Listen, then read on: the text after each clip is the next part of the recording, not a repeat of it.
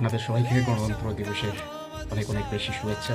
আর আজকের এই দিনটা আমাদের যে সেলিব্রেশন হচ্ছে হাজার হাজার বীর ভারত মায়ের বীর সন্তানের জন্য।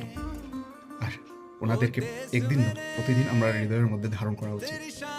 দেশের প্রতি যারা আত্মত্যাগ দিয়েছে তাদের আদর্শকে আমরা আঁকড়ে ধরে আগামীতে কীভাবে ভালোভাবে চলা যায়, দেশের জন্য কিছু করে যেতে পারি, সেরকম দৃঢ় প্রতিজ্ঞা নেওয়া উচিত।